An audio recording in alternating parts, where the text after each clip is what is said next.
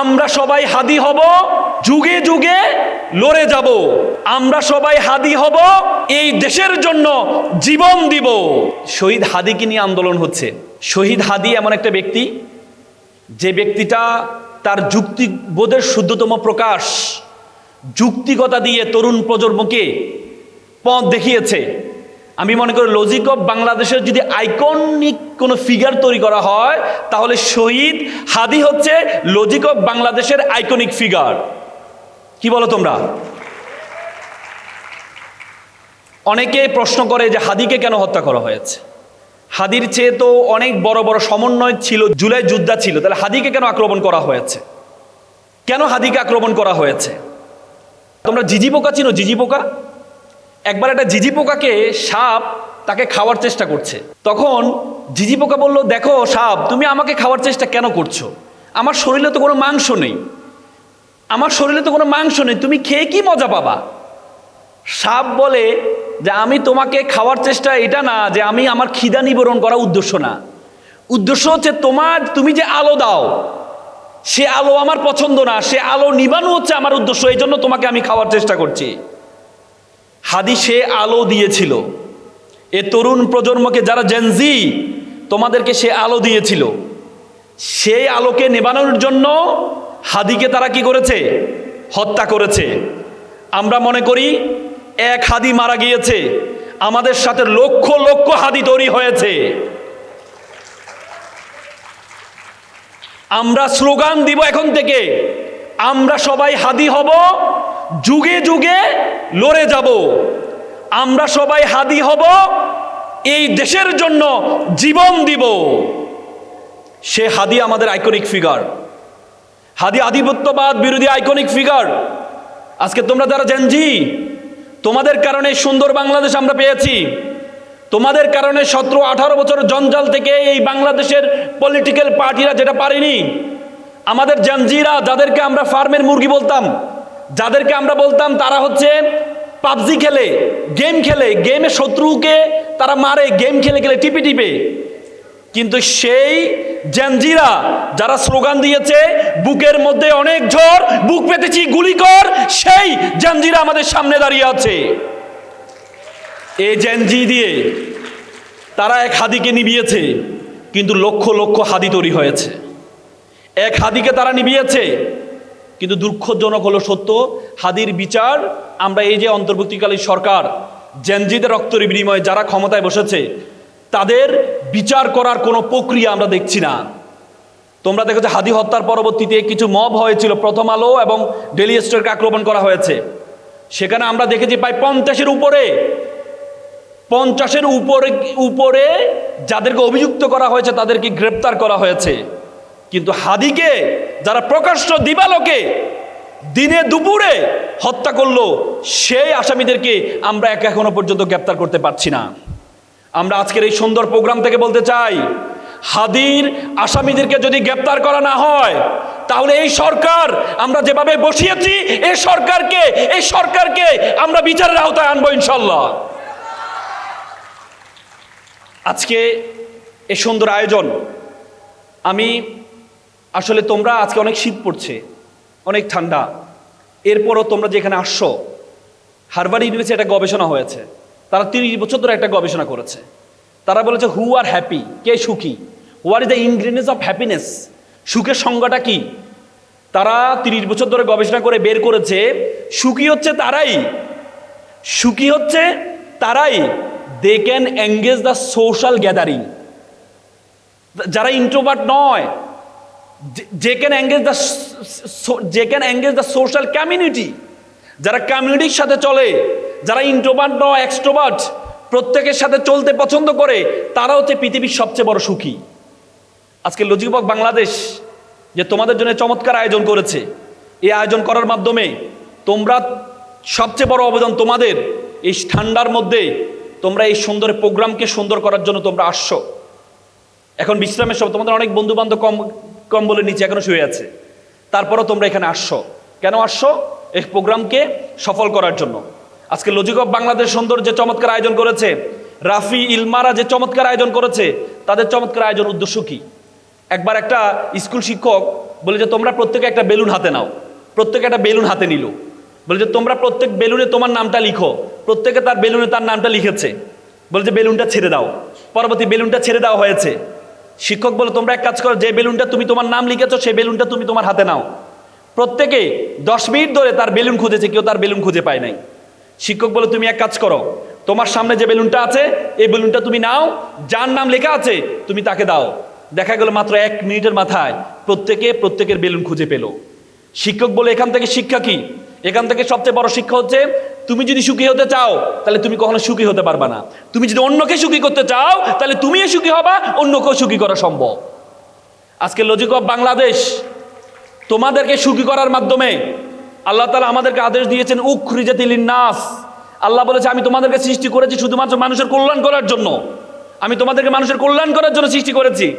আজকে logic of Bangladesh তোমাদেরকে খুশি করার জন্য যে চমৎকার আয়োজন করেছে, লজিক অফ বাংলাদেশের প্রত্যেকটা ভলেন্টিয়ার এবং রাফি, ইলমা প্রত্যেকের জন্য একটা করতালি আশা করছি আমি। সে আত্ম উপলব্ধি তৈরি করতে হবে। তোমরা এখানে যারা আছো প্রত্যেকের অনেকের বয়স 18-19 হয়েছে, 17-18 হয়েছে। উন্নত বিশ্বে যখন কারো বয়স 18 হতে যায় তখন তার মা বাবা তাকে অ্যালার্ম দেয়, তাকে ক্লিক করে যে মা বাবা তোমার বছর 18 হতে যাচ্ছে। তো সুতরাং নিজের প্রস্তুতি নিজে নাও, নিজের ইনকাম নিজে করো, সেলফ ডিপেন্ডেন্ট হওয়ার জন্য তুমি প্রস্তুতি নাও। তোমাকে 18 বছর পরবর্তীতে তোমার মা বাবা, আমরা বলছি তোমাকে 1 টাকা আর দিব না। উন্নত বিশ্বে যখন 18 বছর পূর্ণ হয় তখন প্রত্যেকে সেলফ ডিপেন্ডেন্ট হওয়ার জন্য চেষ্টা করে। তারা বিভিন্ন রেস্টুরেন্টে জব করে। তোমরা দেখেছো বারাক ওবামার মেয়ে নিজেও একটা রেস্টুরেন্টে জব করেছে যখন বারাক ওবামা প্রেসিডেন্ট ছিল। কেন রেস্টুরেন্টে কেন জব করে তারা? কারণ রেস্টুরেন্ট হচ্ছে এমন একটা জায়গা, যে জায়গায় তুমি যখন রেস্টুরেন্টে যখন বয় হবা, যখন রেস্টুরেন্টে কাজ করবা, তখন তোমার ক্লায়েন্ট, তোমার দোষ নেই, তারপরেও সে তোমার দোষ ধরবে। ধরার পরেও তুমি বলবে ইয়েস স্যার, জি স্যার, ঠিক বলেছেন, সত্য বলেছেন। এখানে ধৈর্য শিখায়, এখানে ধৈর্য শিখায়। কারণ ধৈর্যবিহীন আমাদের সমাজে, আমরা বাঙালির একটি ইগোইস্টিক, আমাদের একটু ইগো বেশি হইলে হবে না। তোমাকে ধৈর্য সহকারে এগিয়ে যেতে হবে। এজন্য উন্নত বিশ্বে তারা তাদের সন্তানদেরকে রেস্টুরেন্টে চাকরি করায়। সবসময় যেন ইয়েস স্যার, জি স্যার, আমি ভুল করেছি, আপনি ভুল করেননি। তেমনি তোমাদের ধৈর্য লাগবে। আল্লাহ তাআলা কোরআনে বলেছে ইন্নাল্লাহা মা'আস সাবিরিন, আমি সবসময় যারা ধৈর্যশীল তাদের সাথে আছি। এবং আল্লাহ তাআলা কোরআন আরেকটি সূরাতে বলেছেন ইন্নাল ইনসানা লাফি খুসর, নিশ্চয় কিছু মানুষ ক্ষতির মধ্যে আছে, তারা ছাড়া যারা ভালো কাজ করেছে। ইন্নাল ইনসানা ইল্লাল্লাযীনা আমানু ওয়া আমিলুস সলিহাত ওয়া তাওয়াসাউ বিল হাক্কি ওয়া তাওয়াসাউ বিস সাবর। ওয়া তাওয়াসাউ বিল হাক্কি, যারা সত্য কথা বলে, ওয়া তাওয়াসাউ বিস সাবর, যারা ধৈর্য ধারণ করে, তারা ছাড়া বাকি সবাই ক্ষতির মধ্যে আছে। তার মানে তোমাদেরকে এখান থেকে যারা আছো শিক্ষার্থীরা, তোমাদেরকে এখন থেকে চিন্তা করতে হবে। আমাদের সমস্যা হচ্ছে আমাদের দেশে আমরা 25 বছর 30 বছর ইউনিভার্সিটিতে পড়ি, এরপর মা বাপ থেকে টাকা গ্রহণ করি। কিন্তু না, তারাই ভালো করবে যারা পড়াশোনার পাশাপাশি টিউশনি করার চেষ্টা করবে, নিজের সেলফ ডিপেন্ডেন্ট হওয়ার চেষ্টা করবে। তোমরা তারাই ভালো করতে পারবা। এই জন্য যারা শিক্ষার্থী আছো, 18 বছর তোমার হয়ে যাচ্ছে, এখন থেকে মা বাবার উপর নির্ভরশীলতা বাদ দিয়ে দাও। আমার খুব ভালো লেগেছে রাফির আম্মু অনেক সময় হতাশ হয় যে আমার ছেলেটা শুধু এসব প্রোগ্রাম নিয়ে ব্যস্ত থাকে। আমি ওই দিন আন্টির সাথে দেখা হয়েছে, আমি বলেছিলাম একটু ধৈর্য ধরেন, আপনার ছেলে যে কোন জায়গায় যাবে আপনি চিন্তা করতে পারবেন না, একটু সহযোগিতা করেন ছেলেটাকে।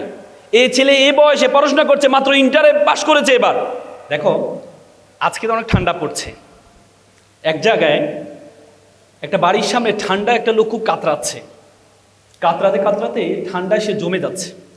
তখন একটা ভদ্রলোক যাচ্ছিলেন, বলে যে আপনার কি পোশাক নেই, কাপড় চোপড় নেই? বলছে না, আমার তো কোনো পোশাক নেই। বলে যে আপনি একটু ওয়েট করেন, আমি আপনার জন্য পোশাক নিয়ে আসবো। পরবর্তীতে যিনি আশা দিয়েছেন তিনি আর আসেননি। সকালে উনি যখন ঘর থেকে বের হলেন, দেখলেন ওই লোকটা মারা গিয়েছে যে ঠান্ডায়, এবং তার হাতে একটা চিরকুট ছিল। সে চিরকুটে লেখা আছে, আপনি যখন আমাকে আশা দেননি তখন পর্যন্ত আমি নিজেকে সারভাইভ করে নিয়েছি, যে পরিবেশের সাথে আমাকে খাপ খাইতে হবে। কিন্তু যখন আপনি আমাকে আশা দিয়েছেন যে আপনি আসবেন, তখন আমি সে আশায় বসেছিলাম।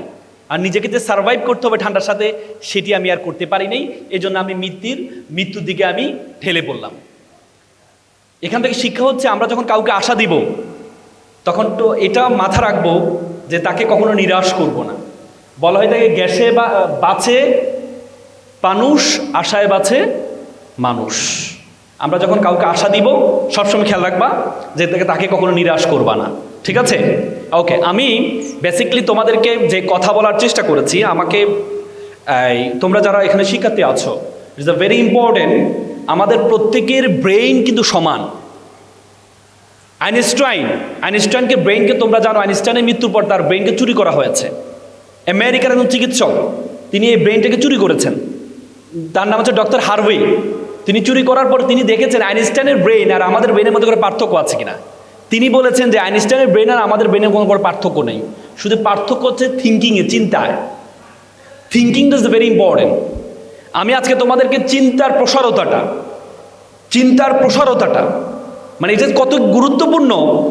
তোমাদের সবসময় তোমরা চিন্তা করো যে তোমার বাড়ি নারায়ণগঞ্জ, তোমার দ্বারা কি বাংলাদেশে একটা ভালো পজিশনে যাওয়া সম্ভব কিনা।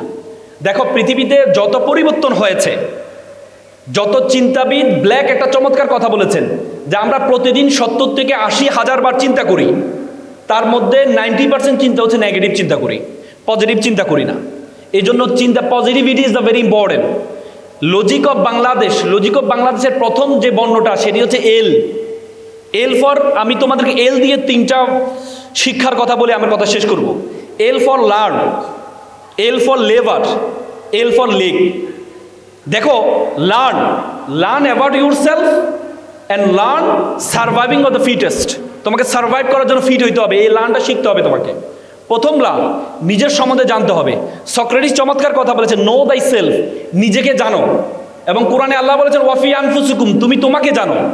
তুমি যদি তোমাকে না জানো তাহলে তুমি মনে করবা তোমাকে আল্লাহ তাআলা অনর্থক সৃষ্টি করেছেন। উপমহাদেশের সেরা কবি ফরিদুদ্দিন বলেছে, উনসু মাতলু বেজা হাত দরগাহা হার তুরিগো বাজে গো খুদ নেশা। পৃথিবী যাকে খুঁজে বেড়াচ্ছে তুমি সেই ব্যক্তি, তুমি তোমাকে খুঁজে বের করো, তুমি তোমাকে খুঁজে বের করো। বলা হয় তাকে মানুষের ব্রেন হচ্ছে মানুষের বাধ্যগত সার্ভেন্ট। তুমি যদি তোমার ব্রেনকে বলো যে আমার দ্বারা কিছুই হবে না, তোমার ব্রেন বলবে ইয়েস স্যার আপনার দ্বারা কিছুই হবে না। তুমি যদি তোমার ব্রেনকে বলো আমি পারবো, তোমার ব্রেন বলবে yes sir you can. American একজন প্রফেসর তিনি বলছেন ইউ বিকাম ইউর কনভারসেশন, তুমি যেটি তুমি তোমাকে বলো। তুমি যদি বলো আমি সেরা, তাহলে ব্রেন বলবে ইয়েস স্যার আপনি সেরা। তুমি যদি তোমার ব্রেনকে বলো আমি একা, তোমার ব্রেন বলে ইয়েস স্যার আপনি একা। তুমি যদি তোমার ব্রেনকে বলো আমি যদি একা, জীবন রেখে লাভ নেই, তোমার ব্রেন বলবে ইয়েস স্যার আপনি একা, আপনার জীবন রেখে লাভ নেই। তখনই আমরা সুইসাইড অ্যাটেম্প নিই। এই জন্য চিন্তার প্রসার ইজ ভেরি ইম্পর্টেন্ট। চিন্তা যে তুমি, এই জন্য এপিজে আব্দুল কালাম সবসময় সকালে ঘুম থেকে উঠে বলতেন আম দ্য বেস্ট, আমি সেরা। কি বলতেন? আমি সেরা। তোমরা কি বলতে পারো তোমরা সেরা? আমার সাথে লাউডলি বলো আমি সেরা, লাউডলি বলো আমি সেরা, আম দ্য বেস্ট। তুমি যদি তোমাকে সেরা মনে করো তাহলে পৃথিবী তোমাকে পিছানোর কোনো সুযোগ নেই। দেখো, আমাদের মাথায় বলা হয় থাকে, তোমরা জানো 2006 সালে আমরা একটা অপটিক্যাল ফাইবার স্টেশন করেছি কক্সবাজারে।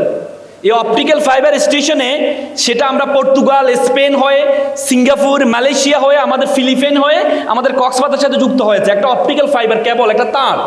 এ তারের দূরত্ব ছিল 17,500 কিলোমিটার। এ তার দিয়ে পুরো পৃথিবীটা আমাদের হাতের মুঠো চলে আসছে। আজকে আমেরিকা কি করছে আমরা এখান থেকে নারায়ণগঞ্জে বসে দেখছি, নারায়ণগঞ্জে কি করছে আমেরিকা থেকে দেখছি। এটা কিসের কারণে জানো? এই অপটিক্যাল ফাইবার স্টেশনের কারণে। অপটিক্যাল একটা তার। বিজ্ঞান বলে আমাদের মাথার মধ্যে 2 কোটি নার্ভ আছে, 2 কোটি তার আছে। বলাকে একটা তারকে আরেকটা তারের সাথে যুক্ত করা হয় তাহলে এ তারের দূরত্ব হবে 2 লক্ষ কিলোমিটার। চিন্তা করতে পারো, মাত্র 17,000 কিলোমিটার দিয়ে পুরো পৃথিবীটা আমাদের হাতের মুঠে চলে আসছে। 2 লক্ষ কিলোমিটার দিয়ে পুরো বিশ্ব জগৎ তোমার হাতের মুঠের মধ্যে চলে আসবে। ধারণা আছে বিশ্বজগতের সম্বন্ধে? এই বিশ্বজগতের আয়তন কত জানো তোমরা? 52 কোটি বর্গ কিলোমিটার।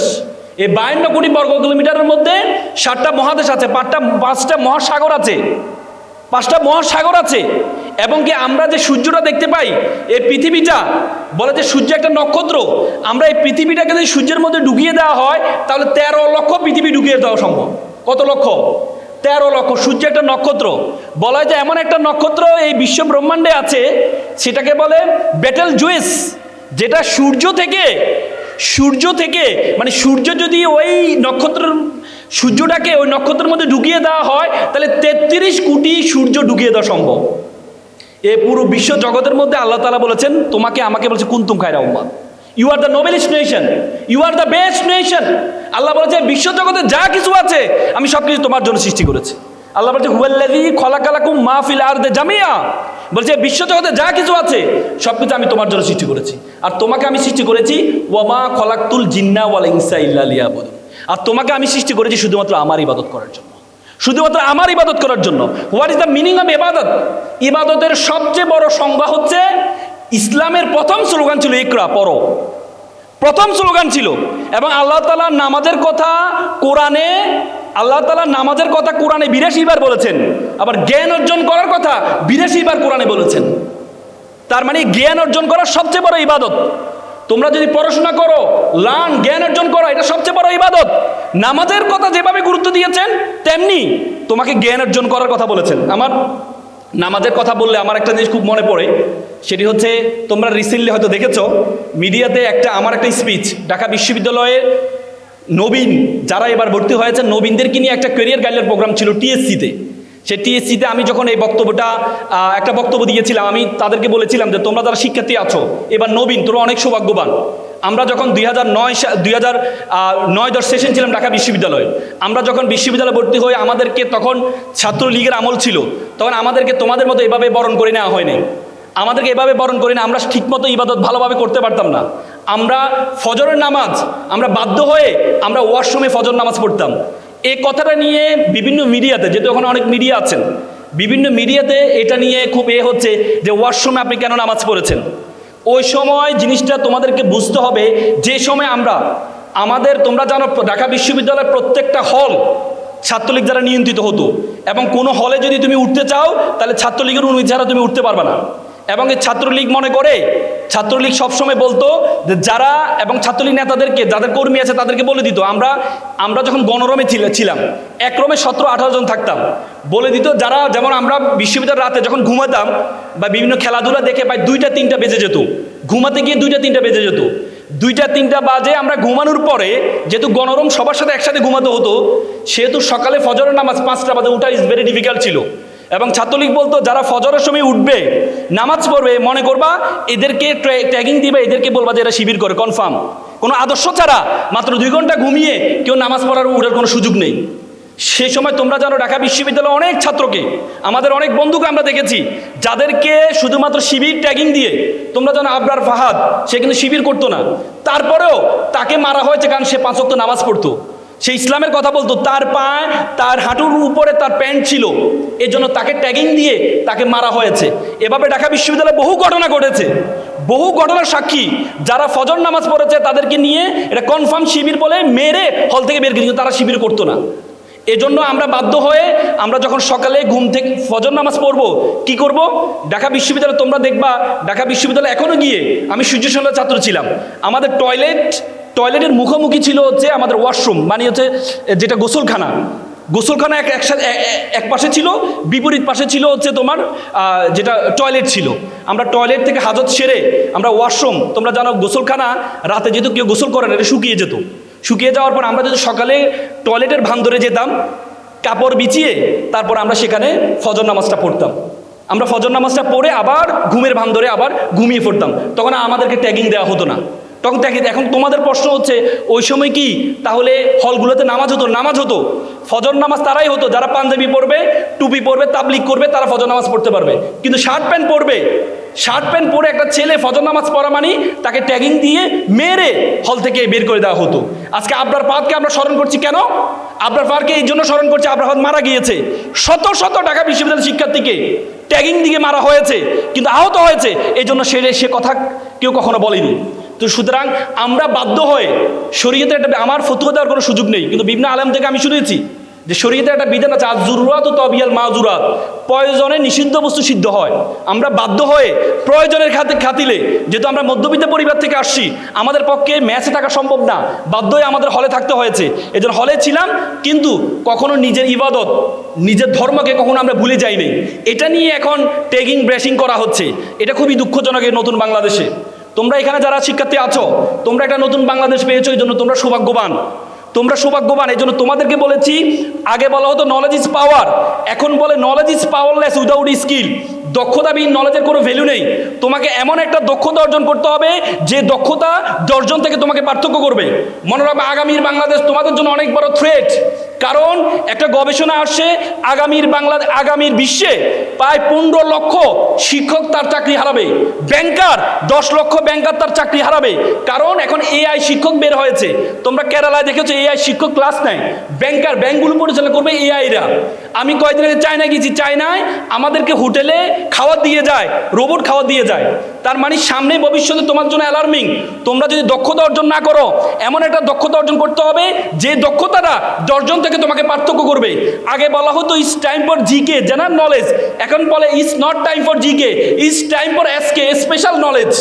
তোমাকে একটা স্পেশাল নলেজ অর্জন করতে হবে। মনে রাখবা, যারা সব জানে তাদের কোনো খাওয়া নাই, যারা একটা জিনিস ভালো করে জানে তাদের খাওয়া সবচেয়ে বেশি। দেখবা তোমরা একটা প্রাইমারি স্কুলের শিক্ষক বেতন পায় কত? একটা প্রাইমারি স্কুলে বেতন পায়, সে সকল সাবজেক্ট পড়ায়, বেতন পায় 20,000 টাকা। আর একটা কলেজের শিক্ষক একটা সাবজেক্ট পড়ায়, বেতন পায় 50 থেকে 60,000 টাকা। তার মানে একটা জিনিস সে ভালো করে জানে।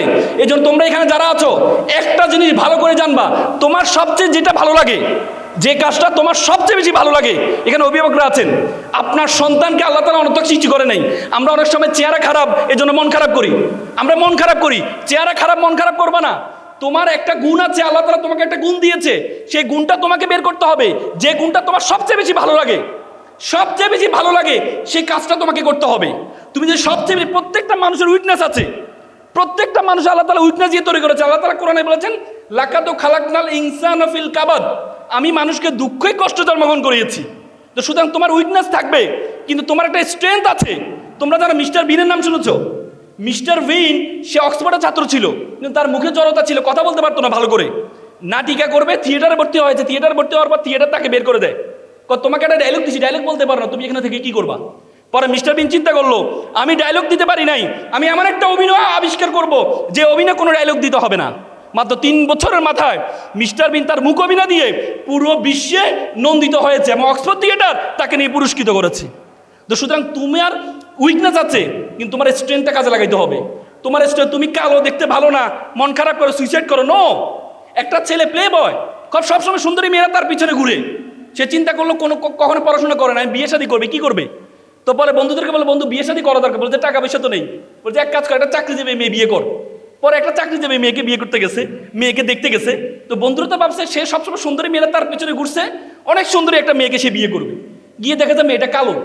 বন্ধু মেয়ে তো কালো, যা বেটা, নদীর জল ঘোলা ভালো, জাতের মেয়ে কালো ভালো। একটু পরে দেখেছে মেয়েটা টেডা। বন্ধু মেয়ে তো টেডা, যা বেটা, এটা লক্ষ্মী টেডা। তার মানে মেয়েটার যতগুলো উইকনেস আছে, প্রত্যেকটা উইকনেস ইউনিকনেসে পরিণত। কিসের জন্য? তার যোগ্যতার কারণে। এই জন্য ছেলেমেয়েরা তোমাদেরকে বলছি, আল্লাহর ওয়াস্তে এমন একটা যোগ্যতা অর্জন করো। মনে রাখবা, তুমি যদি ব্যর্থ হও, পুরো পৃথিবীর সাথে তোমাকে অ্যাডজাস্ট করতে হবে। আর তুমি যদি সফল হও, পুরো পৃথিবী তোমার সাথে অ্যাডজাস্ট করতে বাধ্য হবে, তোমাকে অ্যাডজাস্ট করতে বাধ্য হবে। আমরা সুটেড বুটেড পড়ি, তুমি যদি সুটে ব্যর্থ হও, সুটেড বুটেড পড়ো, এটা মানুষের কাছে পরিহাসে পরিণত হবে। আর তুমি সফল হয়েছো, তোমার ছেঁড়া পাঞ্জাবি একটা ইতিহাসে পরিণত হবে। এই জন্য তোমাকে সফল হতে হবে। আজকে তোমরা সবসময় আমরা স্মার্ট হতে চাই, আইফোন ব্যবহার করতে চাই, ব্র্যান্ড ব্যবহার করতে চাই। তুমি যখন আইফোন ব্যবহার করো, ব্র্যান্ড ব্যবহার করো, মানুষ তোমার ফোনের দিকে তাকায়, তোমার দিকে তাকায় না। তুমি নিজে ব্র্যান্ডের পিছনে না ধরে নিজেকে ব্র্যান্ড বানাও। সবসময় আমরা আসন খুঁজি, সিংহাসন খুঁজি, নো। নিজে সিংহাসন হও, যেখানে বসবা সেটাই তোমার সিংহাসন হয়ে যাবে। এই জন্য শিক্ষার্থী ভাই বোনেরা, তোমরা আমার ছোট ভাই বোন, তোমাদেরকে উন্নত আহ্বান জানাবো, তোমরা সবসময় নিজেকে ব্র্যান্ড করার চেষ্টা করো। আমি সর্বশেষ, এখানে অনেক মা বাবা আছেন, অনেক কষ্ট করেছেন, একটু আলমগীর ভাই বলেছেন, মনে রাখবা মায়ের দোয়া এবং ব্যর্থতা কখনো, মা বাবার দোয়া এবং ব্যর্থতা একসাথে চলতে পারে না। তোমার মা বাবা তোমার জীবনে অনেক কষ্ট করেছে। বাবারা আছেন, বাবাদেরকে বলে সূর্যের মতো। সূর্য যেরকম আমাদের গরম দেয়, তেমনি বাবারা আমাদেরকে একটু গরম কথা বলে। কিন্তু সূর্য যেমন না থাকলে তোমার জীবন অন্ধকার হয়ে যাবে, তোমার বাবা যদি না থাকে তোমার জীবন তেমনি অন্ধকার হয়ে যাবে। এই জন্য মা বাবা, আল্লাহ রাসূল মেরাজে যখন জান্নাতে গিয়েছিলেন, তখন তিনি দেখলেন একজনে কোরআন পড়ছেন। জিবরাইল আলাইহিস সালামকে জিজ্ঞেস করলেন, এই নামাজ কোরআন পড়ছে, এটা কে? এটা হচ্ছে হারিস ইবনে নোমান, আপনার সাহাবী। আল্লাহ রাসূল বলছে হারিস ইবনে নোমান তো এখন মারা যায় নাই। বলছে হ্যাঁ মারা যায় নাই, কিন্তু আল্লাহ তাআলা সেই এখন কোরআন পড়ছে। তখন আল্লাহ রাসূল আসার পরে হারিস ইবনে নোমানকে জিজ্ঞেস করছে, নোমান তুমি কি করো, তুমি এমন কি করো, তোমাকে আমি দেখলাম জান্নাতে তুমি কোরআন পড়ছো। বলছে ইয়া রাসূল আমি কিছুই করি না, আমার মা অসুস্থ, প্রতিদিন আমি মাকে খাওয়াই দিই, আমার মাকে সার্বক্ষণিক আমি আমার মা বাবার সাথে থাকি, আমার মাকে আমি দেখভাল করি, খাওয়াই দিই, ওয়াশরুমে নিয়ে যাই, গোসল করিয়ে দিই। আল্লাহ রাসূল বলছে কাজা আলিকাল বিররি, কাজা আলিকাল বিররি, 3 বার বলেছেন কাজা আলিকাল বিররি। এটা হচ্ছে সবচেয়ে মা বাবার প্রতি মা বাবাদের সদাচরণ হচ্ছে এটা।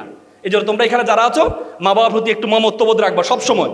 আর এই সুন্দর দেশ, পৃথিবীতে এত সুন্দর দেশ তুমি কোথাও পাবে না। I have visited 29 countries all over the world. আমি পৃথিবীর 29টা দেশে গিয়েছি। বিশেষ করে একদিন থেকে যে 2 দিন থেকে যে অন্যরকম ভালোবাসা তৈরি হয়, পৃথিবীতে এত সুন্দর দেশ তুমি কোথাও পাবা না। আমি কিছুদিন আগে রাশিয়া গিয়েছিলাম, -25, নামাজ পড়তে উজু করবো, আমার আঙ্গুল ফেটে রক্ত বের হয়েছে। এত সুন্দর দেশ তুমি কোথাও পাবা না পৃথিবীর, আমাদের বাংলাদেশ। জনাব কেনেডি বলেছে you don't ask what country can do for you, you can ask you can do for you country. তুমি জিজ্ঞেস করো না তোমার দেশ তোমাকে কি দিয়েছে, বরং তুমি জিজ্ঞেস করো তুমি তোমার দেশের জন্য কি করেছো।